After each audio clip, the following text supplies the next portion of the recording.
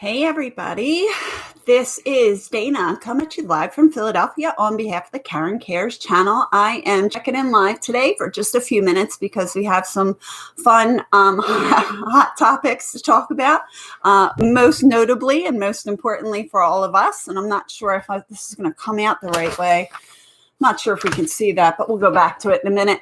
In less than 48 hours, the Biden administration has been called to the carpet by both Vladimir Putin and China.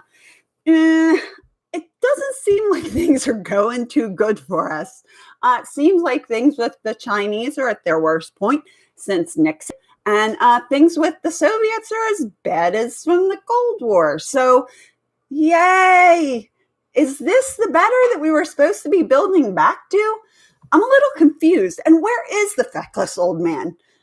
You know what fact checkers were busy with yesterday? There was an interview of Biden. It was posted by even blue check marks on Twitter. And it was showing that President Biden finally taking some impromptu questions that he, of course, didn't answer. But in one, it looked as though his hand magically moved through the microphone. Supposedly they've debunked that, and he's not a CGI. He's a real person. But think about the fact that politics in this country has gotten to the point where we're trying to convince the public that our president actually exists and is a real person. Now, he made the Freudian slip just the other night of calling Kamala President Harris. He never did correct himself, and nobody else bothered to correct him either, except the press, who, of course, do all of his dirty work for him and wrote it out as if they wrote out that he said President Harris, but then he, in parentheses, they said, obviously, that he meant vice president. Sure, okay, Freudian slip is what that was, but we won't talk about that. So in terms of Biden, I don't know if people can see this. When we look at Build Back Better, does anybody see numbers? Is that just me? Am I the only one seeing these? Let's build back better. I'm just unimpressed. I don't feel like things are getting better yet. I'm waiting for the better. We also have to talk about all of my crazy leftist friends and how immediately upon the Atlanta shooting, in and around Atlanta shooting at the beginning of this week, that they immediately began to blame white supremacy. White supremacy is clearly an issue. There are clearly people who think themselves better for being white and then commit acts of violence because of that. This is not what that was, though. This was a guy who clearly said that he had a sex addiction and was clearly out of his goddamn mind, because the way to cure a sex addiction is to work on yourself, not to go around to massage parlors. Doesn't actually fix anything. I guess what's upsetting is, there were 8 people killed that day, but only the 6 people that were Asian seem to be mentioned. That this guy went and killed 6 Asian people. What about the other 2 people? Did they? And I don't know. They could be white, black, Latino, Latinx. I don't know. I don't understand how we can, if this is all one mass shooting by one perpetrator, why you would separate the actual victims out by race. The only reason to do something like that is to make it fit a specific narrative. I'm just so sick of it. We're all seeing through it at this point. So we have, Vladimir Putin challenged Biden to a live debate. Oh my God. I would love to see that. I would like to think that I would root for my own president. I would like to say that. What I will say is that I would definitely make popcorn and sit and have like a lot of people over, and it would be almost like a Super Bowl party, but it would be more like fun. And then we would watch Putin kind of wipe the floor with President Biden, because we all know that he cannot have a war of wits or words with anybody at this point. Even in prepared speeches, he's stumbling. even with a teleprompter, he stumbles. And I know people say that he had a stutter, and that is true. He did struggle with a stutter. That's documented. But we can look at Joe Biden images and videos going back to the Obama years. He wasn't stuttering. He wasn't stumbling over every word.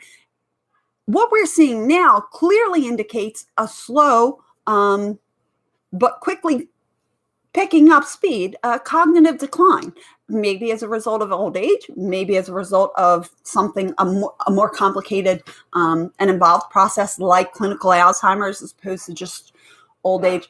I really think that he is more than likely a fucking CGI and that they're going to announce his death shortly. We also have the president of Tanzania just died of quote unquote heart complications. He was one of the few world leaders to come out and openly question the logic of these lockdowns and whether or not COVID at all was anything other than just a ploy to try to impose these draconian lockdowns and authoritative rules and things. He came to fame, I guess, in the beginning. It was when testing kits started to be shipped off to individual countries. So it was already a couple weeks into it because we had to develop and then send out the test kit. So I think he tested like 2 pieces of fruit and a goat or something. It was very odd, but whatever it was, all 3 of them apparently had coronavirus, even the produce. So, upon announcing that, I think he kind of made himself a little bit of a target. We also have to consider that there are ways to absolutely make things look like heart complications. Our government and other governments have had that technology for a while now. It's not just the stuff of movies anymore. It is Friday. The kids are all done school. I did have plans to go out today, do some running around. My brother and his fiance had their second baby. So Brett and Veronica, congratulations. Another beautiful baby boy is welcomed into the family. And I wish them all the best, because of the current coronavirus restrictions at hospitals for visitors. They obviously are there with the baby. But if my brother were to leave, then he wouldn't be allowed to go back into the hospital. So we are they're feeding them pretty good, but it is hospital food. So it's like, there's only so much you can do. It would be great to be able to take them up a meal or something later.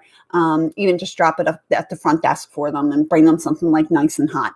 I'd really like to treat them to that. So maybe a little bit later, I will get a chance to run out and do something nice for them. That's what I hope. So they had a baby, 8 pounds, 7 ounces, which is about average for us. We all, I'm pretty tall, so I'm 5'11". My husband's 6'7". So obviously we had long, big babies in our family, but my brother's fiance is like more on the, I don't know if I think she's like technically on the cusp of like the average to petite size.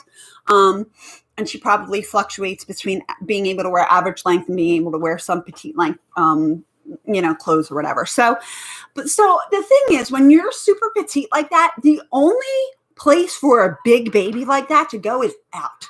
So it's like shorter girls that have those big babies always look huge because they are literally all belly. The belly just comes out and it's like this big protruding basketball.